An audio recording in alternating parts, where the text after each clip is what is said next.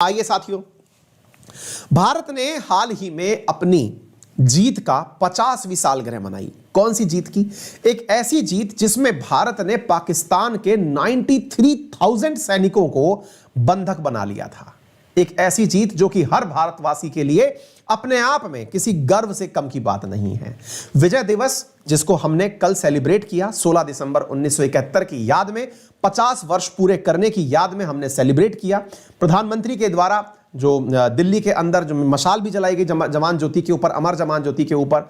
भारत के अंदर ये क्या मायने रखता है, किस खुशी में हम ये विजय दिवस मनाते हैं, आज इस क्लास के अंदर एक ब्रीफ इंट्रो के अंदर आपको ये सारी बात समझाने का प्रयास करते हैं। साथियों, बांग्लादेश इसी युद्ध के कारण बनकर तैयार हुआ था। यानी कि यह घटना केवल युद्ध के अंदर 93,000 पाकिस्तानी सैनिकों को गिरफ्तार करने की नहीं, अपितु सरेंडर करने के लिए ही नहीं, अपितु पाकिस्तान के दो टुकड़ों को बनाए जाने की भी है। पाकिस्तान से तोड़ करके बांग्लादेश के निर्माण की भी यह बात है। तो आइए इस पूरी बात को बताएंगे, लेकिन एक सवाल जो यहां पर आपके बनता है और वो ये है कि किसने इंस्ट्रूमेंट यानी कि जब पूरी तरह से सरेंडर किया था तो पाकिस्तान की तरफ से कौन था? तो जनरल थे नियाज, के नियाज जो थे, उन्होंने पाकिस्तान की तरफ से हमारे सामने हस्ताक्षर किए थे कि साहब मैं हार गया, ये पकड़िए और अब हम जा रहे हैं, हार चुके हैं साहब। तो आइए पाकिस्तान के साथ में पाकिस्तान के हारने की कहानी और बांग्लादेश के बनने की कहानी, इसके बारे में डिस्कशन होता है। यहां पर आप देख सकते हैं, ये अखबार है the war is over, Pindi accepts India cease fire offer. यहां पर पूरी तरह से आप देख सकते हैं, ये इंस्ट्रूमेंट जो है आपके सामने, ये 1971 की वो संधि है जिसमें कि भारत की जीत और पाकिस्तानी सैनिकों को आप यहां पर शीश झुकाए खड़ा देख रहे हैं। ये पाकिस्तान के वो जनरल हैं के नियाज जो कि यहां पर साइन कर रहे हैं और अपने द्वारा ये स्वीकार कर रहे हैं कि हां भैया हम हार गए, और 93,000 पाकिस्तानी सैनिकों ने यहां पर आत्मसमर्पण किया। भारत की तरफ से सैनिकों जो कि इस पूरे युद्ध के अंदर वीर गति को प्राप्त हुए, उनके लिए अमर जवान ज्योति के ऊपर मतलब पुष्प चक्र अर्पित करके सम्मानित किया गया। तो आइए आज हम चर्चा करते हैं इस पूरी कहानी की और समझाने का प्रयास करते हैं क्या है पूरी की पूरी स्टोरी। ये सारी जानकारी आपको यहां से समझ में आएगी। साथियों, ये जो आप मैप हमारे सामने आज देख रहे हैं, असल में यह मैप उस समय का है जब अंग्रेज हमें छोड़कर जा रहे थे। अंग्रेज जब हमें छोड़कर जा रहे थे तो भारत को यूनिफाइड करने के नाम पर कुछ इस प्रकार का नजारा देखने को मिलता था। ये जो आप यहां पर सैफरन कलर में देख रहे हैं, यह भारत तब तक बन चुका था। कहने का अर्थ है कि यह वो हिस्सा था जो भारत के रूप में पहचानने को तैयार था। लगभग 562 रियासतें थी, जिन रियासतों को यह ऑफर दिया गया था कि अगर वे चाहें तो अलग देश बन के रह सकते हैं, अगर वे चाहें तो भारत और पाकिस्तान से मिलकर रह सकते हैं। पाकिस्तान ने अपने आप को 14 अगस्त 1947 को अलग तो कर लिया, लेकिन अलग करते समय वो अपने दो हिस्से बनाने में कामयाब खुद से ही था। पहला हिस्सा जो कि मैप में अगर देखा जाए तो पश्चिम की तरफ पड़ता है और एक हिस्सा जो पूरब की तरफ पड़ता है। असल में पूरब की तरफ पड़ा हुआ यह हिस्सा ईस्ट पाकिस्तान कहलाया और पश्चिम की तरफ पड़ा हुआ यह हिस्सा वेस्ट पाकिस्तान कहलाया। ईस्ट और वेस्ट की इस पूरी की पूरी लड़ाई में असल में भारत की बहुत सारी रियासतें उलझी हुई थी, जिनमें से कुछ रियासतें जैसे कि हैदराबाद, जैसे कि जूनागढ़, इन्हें ख्याल था कि ये भी जिस प्रकार से यहां पर बांग्लादेश ने या ईस्ट पाकिस्तान बन चुका है यहां पर, ऐसे ही भारत के बीचों बीच पाकिस्तान का एक हिस्सा और बन जाएगा जो कि हैदराबाद कहलाएगा। लेकिन जो अपने पटेल साहब थे और मेनन साहब थे, उनकी सूझबूझ से भारत ने 1948 में हैदराबाद को अपने साथ मिला लिया और जूनागढ़ को अपने साथ मिला लिया। शुरुआती तौर पर धर्म के आधार पर बना हुआ वेस्ट पाकिस्तान और ईस्ट पाकिस्तान आने वाले कुछ ही सालों के अंदर अपने एक दूसरे से मतभेदों के कारण आमने सामना करने लगा। कैसे? आइए मैं बताता हूं। असल में साथियों, जो पाकिस्तान पश्चिम की तरफ था, यह पाकिस्तान एक प्रकार से अफगानी मूल के लोगों के द्वारा, टर्की मूल के लोगों के द्वारा, ईरानी पश्तून मूल के लोगों के द्वारा डोमिनेटेड था। यह अपने आप को उच्च कोटि का मुसलमान समझा करते थे।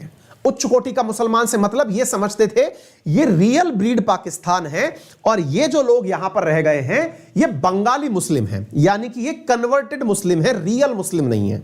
ऐसा इनके अंदर मत विचार हुआ करता था।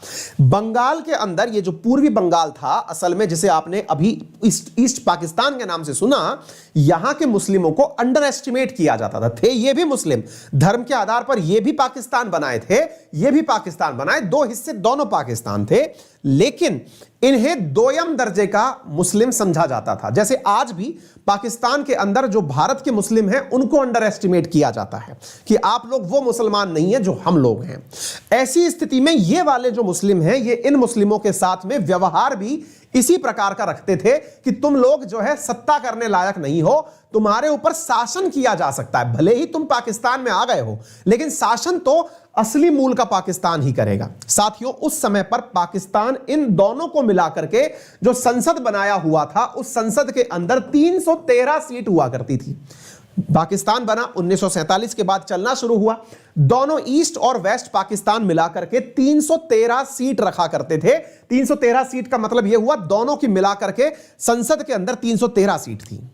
यहां पर जो बंगाली मुस्लिम था, इसको बहुत बुरा लगता था कि यार हमारा शासन में कोई रोल ही नहीं है। कारण ये लोग एक छत्र अपना चुनाव जीतते थे और चुनाव जीत करके पूरी तरह से इस चुनाव के अंदर यहां से जीत लेते थे, यहां से जीत लेते थे, और सरकार में हमेशा प्रतिनिधित्व इन्हीं का रहा करता था। 1947 से लेकर 1970 तक, यानी कि लगभग 23 साल तक पाकिस्तान के शासन में पश्चिमी पाकिस्तान का ही डोमिनेंस रहा। इतना रहा कि पाकिस्तान की सेना के जितने भी ऊंचे पद थे, या पाकिस्तानी सेना अधिकतम जो थी, वो इसी तरफ से बनी हुई थी। यहां की संसद, यहां के ब्यूरोक्रेट्स, यहां के राज्यपाल सब इसी तरफ से बनते थे। उन्हें शासन करने के लिए इस पर भेजा जाता था। यह घटना जो है वो बंगाली मुस्लिमों को पसंद नहीं आ रही थी। तो फिर क्या हुआ? इन बंगाली मुस्लिमों ने अपने आप को शेख मुजीबुर रहमान के नेतृत्व में, जो कि आज शेख हसीना जो है इनके पिताजी हुआ करते थे, मुजीबुर रहमान, शेख मुजीबुर रहमान, उनके नेतृत्व में यूनिफाइड करना शुरू किया। पूर्वी पाकिस्तान के लोगों ने पश्चिमी पाकिस्तान से अपने जो ग्रीवांसेस थे वो पब्लिकली कहना शुरू किए कि यह हमें समझते ही नहीं है, अब आवश्यकता है कि इस संसद में हम चुनाव जीत कर जाएं। संसद में चुनाव जीतने के लिए 331 सीटों में से जिसके पास मेजॉरिटी आएगी वही सरकार बनाएगा। साथियों, चुनाव हुए 1970 में हुए चुनाव के अंदर 3 दिसंबर को 1970 में हुए चुनाव के अंदर ये जो पूर्वी पाकिस्तान है, ये कुल 167 सीट जीतने में कामयाब हो गया। इस एरिया में 169 सीटें थी और 169 सीटों में से ये 167 सीट जीतने में कामयाब हो गया। अब इधर की तरफ देखिए, ये कुल कितनी सीटों की मेजॉरिटी हो गई? 16 दूना 32, 7 दूनी 14। यही तो आपको बहुमत का आंकड़ा चाहिए था। अगर आपको सरकार बनानी है, 313 में से आपकी सरकार अगर बननी है, तो ऐसी स्थिति में 167 सीट, 16 दूनी 32, 7 दूनी 14, 314, ठीक है, 167 सीट जिसके पास होंगी वो सरकार बना लेगा। शेख मुजीबुर रहमान के नेतृत्व में आवामी लीग नाम से जो पार्टी थी, उस पार्टी ने चुनाव लड़ा और चुनाव लड़कर 167 सीट जीत गए। यानी कि यह तय हो गया कि पाकिस्तान में जो अब शासन है वो पूर्वी पाकिस्तान के लोगों के द्वारा चलाया जाएगा। संसद में बहुमत किसका आ जाएगा? पूर्वी पाकिस्तान का आ जाएगा। क्लियर हो गया? यहां तक कोई दिक्कत नहीं है। एक ही देश की लड़ाई चल रही है पूरी तरह से। लेकिन जनाब, दिक्कत कुछ और हो गई, और वो क्या था? पश्चिमी पाकिस्तान को पूर्वी पाकिस्तान का यह चुनाव जीतना पसंद नहीं आया और पश्चिमी पाकिस्तानियों ने पूर्वी पाकिस्तानियों को प्रताड़ित करने के लिए अपनी सेना भेज दी। तो आप पूछेंगे, सेना तो दोनों देशों की कॉमन थी, यही तो बात है। लेकिन दोनों देशों की मतलब देश तो एक ही है, हिस्से की कॉमन थी। लेकिन यहां से सेना को भेजा गया इस तरफ कि जाओ और इन्हें तोड़ो। तोड़ो से मतलब इनको मारो पीटो और शेख मुजीबुर रहमान को गिरफ्तार कर लो। शेख मुजीबुर रहमान को 1971 के शुरुआती महीनों में ही गिरफ्तार कर लिया गया। शेख मुजीबुर रहमान की गिरफ्तारी का भारत ने पूरे विश्व में विरोध किया, लेकिन उस समय रिचर्ड निक्सन अमेरिका के राष्ट्रपति हुआ करते थे। उन्हें भारत का यह विरोध पसंद नहीं आया और भारत को कहा कि आप चुप रहिए, यह एक देश का आंतरिक मसला है। भारत ने कहा, चुप तो हम रह सकते हैं, लेकिन पाकिस्तानियों में आपस में हुई इस लड़ाई में पूर्वी पाकिस्तान के बंगाली भाई पाकिस्तान से भाग करके भारत चले आ रहे हैं। लगभग 1 करोड़ बंगाली मुस्लिम भारत में घुस रहा है, क्योंकि ये लोग यहां से यहां तक इन्हें मारने चले आ रहे हैं। भारत ने कहा कि अगर ऐसा ही रहा तो हम खुद भी अभी बने हुए देश हैं, हम कैसे इतने सारे प्रवासी लोगों की समस्या को झेल पाएंगे। भारत ने संपूर्ण विश्व की यात्रा, इंदिरा गांधी जी ने संपूर्ण विश्व के बड़े नेताओं को बुलाकर कहा, सबके पास जा जाके कहा कि संभाल लो, यह घटना बहुत बिगड़ रही है। इधर रिचर्ड निक्सन बोलते हैं कोई बात नहीं, 2 साल तक सेना शासन कर लेगी। अमेरिका बहुत बुरा आदमी रहा है, मतलब ये सम्मानजनक आदमी नहीं रहा है और आज भी नहीं है। अमेरिका ने फिर कहा कि कोई बात नहीं, 2 साल तक यहां पर जो है पाकिस्तान के अंदर, पूरी पाकिस्तान के अंदर सेना का शासन रह लेगा, क्या फर्क पड़ जाएगा। अरे बोले सेना का शासन रह लेगा, सारे इन्फिल्ट्रेटर हमारे आ जाएंगे, हम पहले से ही परेशान हैं, हम धर्म के आधार पर देश बनाए थे, अब ये फिर हमारे अंदर आ जाएंगे, क्या दोबारा तोड़वाएंगे क्या हमारा, ये सही नहीं बैठेगा। साहब ये बात मानी नहीं किसी ने। अब भारत के राजनेताओं ने बंगाली जो लोग भाग भाग के यहां आ रहे थे उनको मोटिवेट करना शुरू किया। बीएसएफ ने लोगों को मोटिवेट करना शुरू किया अंदर ही पूर्वी बंगाल के लोगों को कि भैया ऐसे काम नहीं चलेगा, एक काम करो, तुम लोग भी अब हथियार लो और लड़ना शुरू करो।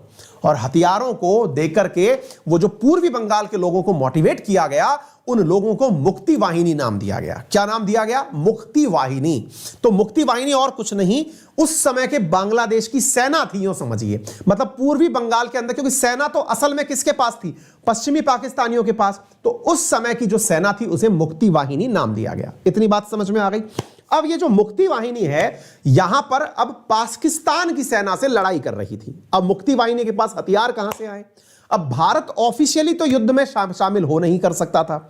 ऐसी स्थिति में भारत ने मुक्ति वाहिनी को हथियार पकड़ाए कि भैया अपना डिफेंस खुद करो, रादर देन हमारे यहां चले आने के, आप अपना डिफेंस खुद करिए और अपनी सुरक्षा खुद करने में कामयाब हो जाइए। कोई बात नहीं साहब, मुक्ति वाहिनी की एंट्री यहां पर होती है और भारत ने उसे पूरी तरह से ट्रेन करके युद्ध करने भेज दिया। अब पाकिस्तान ने कहा कि बेटा ये जगह को तो हम अभी तक कंट्रोल कर लेते, लेकिन भारत ने जो मुक्ति वाहिनी को ट्रेनिंग दी है, इसका सबक भारत को सिखाया जाएगा। और पाकिस्तान के अंदर उस समय के राष्ट्र जो सेना के अध्यक्ष थे, उन्होंने आदेशित किया पूरे देश को कि युद्ध के लिए तैयार हो जाओ, हम आक्रमण करने जा रहे हैं। समय आ चुका था दिसंबर का, और साथियों 3 दिसंबर को पाकिस्तान ने भारत पर लड़ाई कर दी, यानी पाकिस्तान ने भारत पर चढ़ाई कर दी। जी यूं समझिए, पाकिस्तान ने अपने एयरफोर्स के विमान भेजे अमृतसर के साथ साथ आगरा। साथियों बम गिराए गए और वो बम गिरे, अमृतसर का हेलीपैड हमारा खराब कर दिया गया, हमारा आगरा का हेलीपैड खराब कर दिया गया, और यहां तक पाकिस्तानी सेना ने अटैक कर दिया। अब क्या था? भारत को एंट्री करनी थी ऑफिशियली। हम तो चाहते ही ये थे, हम हमेशा से नो फर्स्ट वॉर की नीति अपनाते आए हैं कि पहले किसी को छेड़ेंगे नहीं, और अगर फिर मौका पड़ गया तो छोड़ेंगे नहीं। ठीक है ना? तो ऐसी स्थिति में पाकिस्तान ने इंडिया को प्रवोक करने का काम 3 दिसंबर को किया। आप केवल इस बात से जान सकते हैं कि 3 दिसंबर को पाकिस्तान ने युद्ध शुरू किया और 16 दिसंबर को भारत ने युद्ध समाप्त कर दिया। इतने कम समय में किया गया यह युद्ध विश्व कीर्तिमान है कि यानी 3 दिसंबर से 16 दिसंबर में ऑफिशियली यह युद्ध की शुरुआत है, और 16 दिसंबर को तो भारत ने विजय दिवस मना लिया। 93,000 पाकिस्तानी सैनिकों को सरेंडर करवा दिया, सिर झुकवा के खड़ा करवा दिया, इंस्ट्रूमेंट पर हस्ताक्षर करवा लिए कि करवाइए कि हो गया तुम्हारा सारा काम। भारत ने चढ़ाई कर दी साहब, और चढ़ाई कर दी, और यहां पर भारतीय सेना जैसे ही गई, पूरी रसद आपूर्ति वगैरह इनकी रुक गई, और इस स्थिति में पाकिस्तान को जाना पड़ा। और पाकिस्तान का जाना, उधर की तरफ से अमेरिका यहां पर इसको सपोर्ट करने के लिए सबमरीन भेजने के लिए तैयार था, उधर की तरफ से रशिया भारत के साथ आके खड़ा हो गया कि अब देखते हैं क्या होगा। और साथियों बिल्कुल उसी प्रकार से भारत ने इसे एक आजाद मुल्क बना दिया। तो ये दास्ता जो है असल में 16 दिसंबर 1971, ये भारत की एक बहुत ही बड़े गर्व के दिन की बात है जो हम लोगों ने सेलिब्रेट किया। ये वो जनरल ए नियाजी हैं जिन्होंने यहां पर हस्ताक्षर किए हैं, आप ये देख सकते हैं, सरेंडर इन्होंने किया है, और लेफ्टिनेंट जनरल ए नियाजी हैं जिन्होंने इंस्ट्रूमेंट ऑफ सरेंडर पर हस्ताक्षर किए, जिन्हें आप यहां देख सकते हैं। तो उम्मीद है सभी साथियों को यह बेहतरीन तरीके से समझ में आ गया होगा। तो आप सभी को विजय दिवस की हार्दिक शुभकामनाएं। भारतवासियों ने बहुत अच्छे से इसे सेलिब्रेट भी किया है और हम इसके बारे में चर्चा भी कर रहे हैं। और रिसेंटली साथियों इसके ऊपर एक चंद्रशेखर दास गुप्ता नाम से वो व्यक्ति हैं जो कि पहले वो बनाकर भेजे गए थे, क्या कहते हैं ना उसको, अब इंडिया की तरफ से अपने क्या कहते हैं ना उसको, एम्बेसडर बना करके इंडिया ने सबसे पहले बांग्लादेश को एज ए नेशन मान्यता दी। और साथियों यहां पर भारत की तरफ से चंद्रशेखर दास गुप्ता को रिप्रेजेंटेटिव यानी चंद्रशेखर को एम्बेसडर बना करके बांग्लादेश भेजा गया। तो उन्होंने रिसेंटली एक किताब लिखी है, India and the Bangladesh liberation war. अगर आप चाहते हैं तो इस किताब को पढ़ सकते हैं, यह रिसेंटली किताब रिलीज हुई है। इंडियन एक्सप्रेस ने इस किताब से ही कुछ बातें निकाल के यहां रखी हैं। ये सारी जानकारी जो भी यहां पर लिखी है महत्वपूर्ण, ये मेरे टेलीग्राम अंकित अवस्थी सर पर आप लोगों को मिल जाएंगी, ठीक है ना। तो ये सारी जानकारी अगर आप पढ़ना चाहें तो किताब भी पढ़ सकते हैं, जानकारी भी पढ़ सकते हैं। उम्मीद है आपको ये बात पसंद आई हो। वीडियो पसंद आ रहा हो तो लाइक कर दो, शेयर कर दो, चैनल पर नए हो तो सब्सक्राइब कर लो। और हाँ साथियों, जैसा कि आप सभी को मालूम है कि अनअकैडमी के द्वारा प्राइस हाइक 16 तारीख को किया जाना था, लेकिन उसे बच्चों की डिमांड पर बढ़ाकर 23 तारीख तक कर दिया गया। यदि आप चाहते हैं अभी भी सब्सक्रिप्शन लेना तो सब्सक्रिप्शन की जो दिवस है वो 23 तारीख तक कर दिया गया। 23 तारीख को अब 3000 रुपए जो है वो यूपीएससी सब्सक्रिप्शन की कीमत बढ़ेगी, जिसमें कि यूपीएससी प्री, मेंस और ऑप्शनल तीनों कवर किए जा रहे हैं। इस संडे को आप लोगों का कॉम्बैट होगा और इस कॉम्बैट में आप पार्टिसिपेट करें। और हाँ, एक खास बात मैं आपको बता दूं कि संडे को आपका टेस्ट भी होगा, मेरा वाला भी है ना। तो 10 से 11 मेरा टेस्ट दें और उसके बाद आप कॉम्बैट में पार्टिसिपेट कर सकते हैं। अनअकैडमी पर इस फ्री टेस्ट को भी ज्वाइन कर सकते हैं आप, और इस फ्री टेस्ट के अंदर आपको 100% scholarship, iPad, HP laptop, Kindle, फिस्टावाट ये सब मिलते हैं। अनअकैडमी के साथ पढ़ने का आपको एक और फायदा है, और वो ये है कि हमारे द्वारा आइकॉनिक सब्सक्रिप्शंस भी दिए जाते हैं, जिसमें आपको मेंटरशिप, स्टडी प्लानर वगैरह मिलते हैं। और साथ में यदि आपके पास किसी भी प्रकार के फाइनेंस का इशू है तो आपको लोन फैसिलिटी भी अनअकैडमी पर 0% इंटरेस्ट रेट के साथ दी जाती है।